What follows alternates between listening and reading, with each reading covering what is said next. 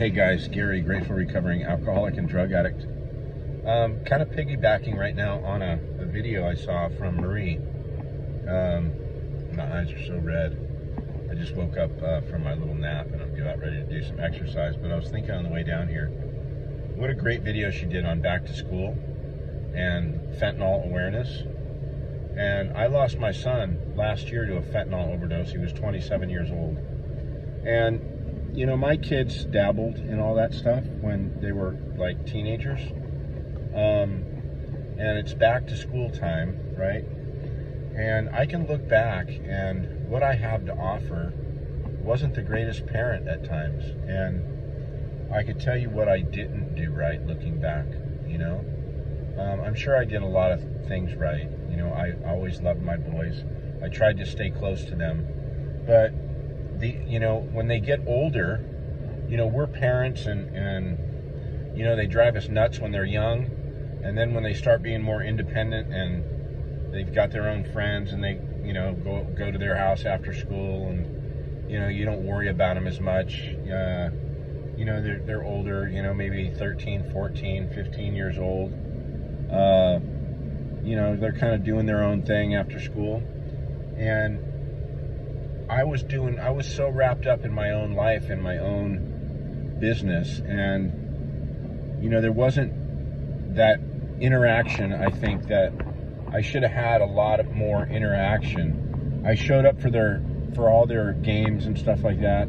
I was a good dad in that way, but just the everyday life, you know, I was sober at the time, but I was still obsessed with working.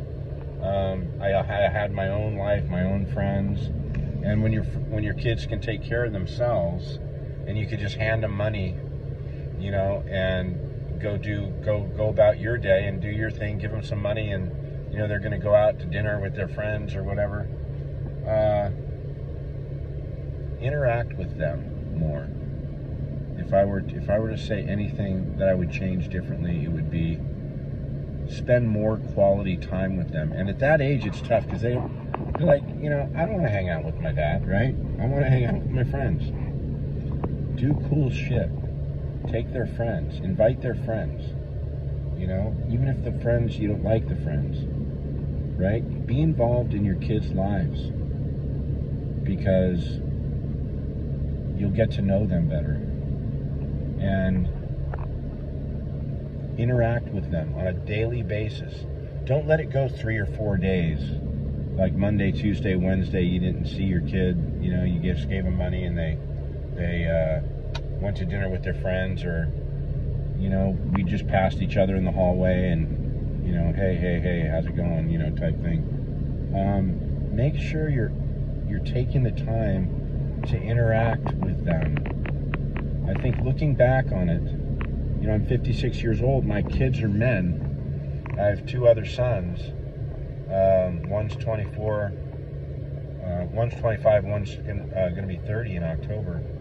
And I look back on those years, 13, 14, 15, and they were kind of independent kids and, you know, hanging out with their friends after school. They just wanted to be with their friends. They didn't want to be with their dad. I should have took all the kids to dinner more. I should have just be involved, because that way when something goes sideways, you could recognize it sooner, you know, in your kid. You know, it's not just hi in the hallway or get your shit ready, we're going to school, and then you drop them off and you don't see them till 9 o'clock at night, you know, when they're going to bed or whatever. You know, think of that whole time period from 8 in the morning till 9 o'clock at night.